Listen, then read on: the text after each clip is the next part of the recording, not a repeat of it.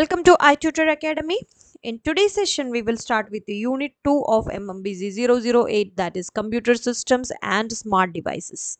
So, structure of this unit are there is an introduction, objectives, component of a computer, central processing unit, that is CPU, storage and storage devices, I/O devices, and networking devices, plug and play devices, smart devices, communication technology, type of computer, summary, unit and exercises, references, and suggested further reading. So, introduction. For an information system, hardware is defined as any machinery that helps in input, processing, storage, and output activities. Similarly, for a computer, the hardware is the collection of devices that performs the function of input processing, data storage, and output. In other words, all physical unit of a computer system constitute computer hardware. The input devices that get the data from the outside world, and the data is stored in the memory. The central processing unit, that is CPU, processes this data, and the various output devices provide the result. The component communicate with each other through system bus. Each hardware component plays an important role in computing. The arrangement of the component within the system even today is what was suggested in 1945 as stored program concept of computing by von Neumann and is known as von Neumann architecture. Smart devices use internet or the organizational network and work as information processor and information providers. A smart device is an electronic device generally connected to other devices or network via different wireless protocols such as Bluetooth, Wi-Fi, etc. that can operate to some extent interactively and autonomously. What are the objectives? After reading this unit, you should be able to identify the component of a computer system, describe the element of a CPU, explain the concept of networking, use plug and play devices, and understand about smart devices. So, component of a computer. So, here is figure 2.1, component of a computer. There is a central processing unit, that is arithmetic and logical unit, and control unit also there. Okay, and after that there is primary storage and secondary storage is there. So, in input devices connected to primary storage and through output devices, and communication devices also there. So, you just go through this figure in subsection 3 of unit 2, and in case any doubts you just contact us. Okay, the computer memory is categorized into primary storage and secondary storage. Primary storage stores the data and program during processing, and secondary storage is used to store the data programs for future use. Communication devices connect a computer to other computers and devices to facilitate data exchange with them. Computers have been around since 1940s and have been evolving ever since. Computer hardware has mainly evolved through four stages. The so-called first generation computer was built by vacuum tube, and programming was done by the plugging and unplugging codes. The second generation, that is on 1957 to 63, computers had transistors, and the third generation 1964 to 1979, computers had integrated circuits, that is ICs. The fourth generation, that is 1979 onwards, system use very large scale integrated, that is VLSI circuits. Okay, and along with the hardware technology, the software also improved in terms of being user friendly and capability. Every system has software as its integrate part which make the computer work. The most important software is an operating system, that is OS, which perform two functions, that is extend the machine OS presence to the user, and extended machine that is easier to program than the underlying hardware.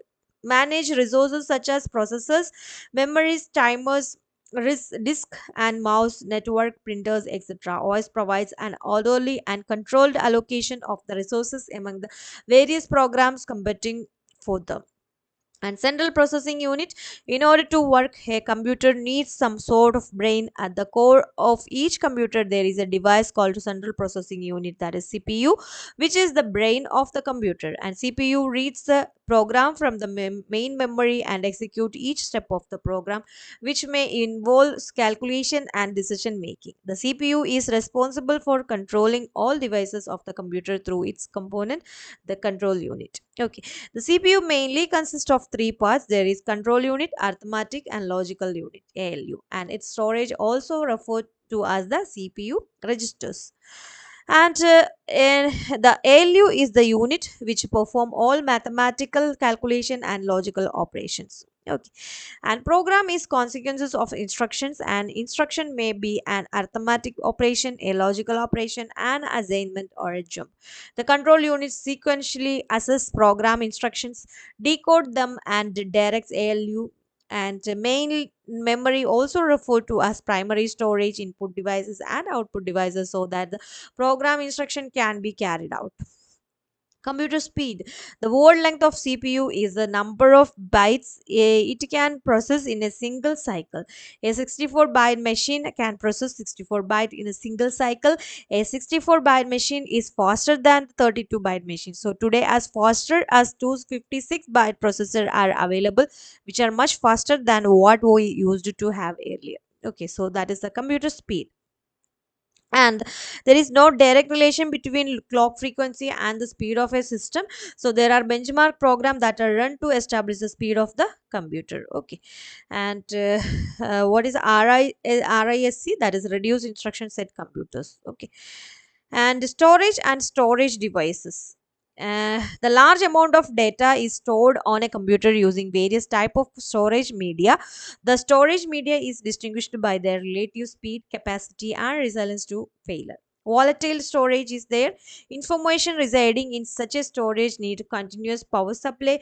The content are lost if power supply is switched off. Example of such a storage devices are main memory and cache memory, which we will discuss in the next section. Access to volatile storage is very fast, both because of the technology used and because of the access method.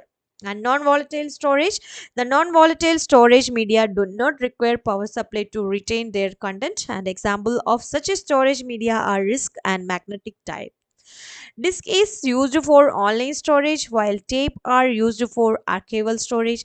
Disk and magnetic tape are very reliable storage media. The current technology used for non-volatile storage makes them much slower than volatile storage. Main memory holds the programs and data required by the CPU for carrying out its operations. The primary storage is a semiconductor device that is built using integrated circuit. The data is stored in binary form by main memory. Numeric as well as non-numeric data can be represented the binary form. With the two binary digits we can represent four different characters, and with the three binary digit we can represent eight different characters. Okay, so like that. Abbreviation, number of bytes, etc. is in table 2.1 is here. And type of main memory. Memory can be of various type, like a random access memory, that is RAM, and read-only memory, that is ROM. So memory types are two type, and in RAM there is SDRAM and DRAM is there, and in ROM there is EPROM and PROM is there. RAM has become the synonym of main memory, and earlier the word core memory was used for referring to main memory. RAM is the memory access method, and core memory was the technology used in main memory. The core memory technology is not used anymore, and RAM is an acronym for random access memory. As the name suggests, any location of the memory can be accessed randomly, and the access time too is dependent of the location. We will continue to use word RAM to refer to main memory. RAM is very fast. The access time is in nanoseconds, and RAM is volatile. That is, the content of RAM are lost when the power supply to the RAM is discontinued. DRM is the dynamic random access memory, has been the most common kind of RAM, and the data is stored in the cell of transistors and capacitors, and the data has to be refreshed every few milliseconds. A part of computer storage is ROM that cannot be erased or changed. ROM is an acronym for read-only memory. ROM is non-volatile, and its content are not lost when power is switched off, and ROM is required for the storing the boot program that should not be lost or changed due to any failure. Secondary memory. Main memory provides a small amount of volatile storage, but a computer needs to store large amount of data and instruction permanently. the secondary memory is non-volatile and has large capacity.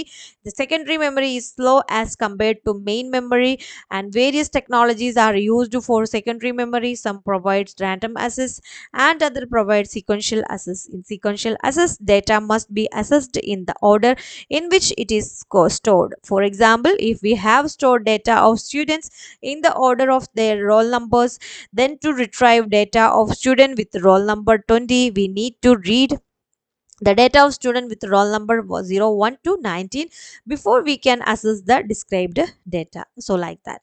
And magnetic tape is one of the most common sequential secondary storage medium. The tape usually is a mylar film coated with the iron oxide, and portion of the tape are magnetized to represent bytes, and it is sequential access to device to access the nth block on tape, like that. Okay, so you just read this portion.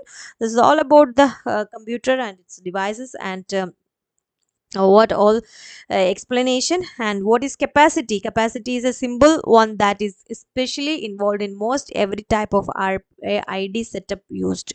Security: RAID level can be used for data security by using some of the space on the drives to essentially clone the data that is written to both drives. Performance is another key reason for using a RAID setup on a personal computer. Also, RAID level can be used for data security by using some of the space on the drives to essentially clone the data that is written to both drives. And the RAID has following levels. And RAID 0, it is also known as disk stripping. This is technically not a RAID level since it provides no fault tolerance. Data is written in blocks across multiple drives for fast access. RAID 1 is there, 2, 3, 4, and 5 is here, and 6. There are further RAID level possible, but above are sufficient for your knowledge. Cache: it is a high speed memory and expensive. The CPU keeps part of the program and the data is into cache memory, which it is likely to use frequently. Cache plays a direct role in increasing internet speed than RAM does, and RAM and cache are both a form of computer memory. Cache store image and text from web pages as you view them, and pages in cache are not updated while RAM refreshes it again and again. Traditionally, cache is categorized as levels that describe its closeness and accessibility to the microprocessor. There are the three general cache levels: L1, L2, and L3, and like that. Okay, so activity A is here based on this subsection, and this is about today's section. Please go through this sections, and this is all about computer. Maybe all of you know. If you don't, if any confusion, you just contact us anytime. We will explain again, and this is all direct, and everything is direct about the computer system, and like that. Okay, so for more MBA videos, you just do like, share, and subscribe our channel. Thank you so much. i-tutor Academy presents Ignou Mba complete syllabus coverage classes for individual students, semester-wise subject with online and flexible timing. For more details, contact on +916 238 21785.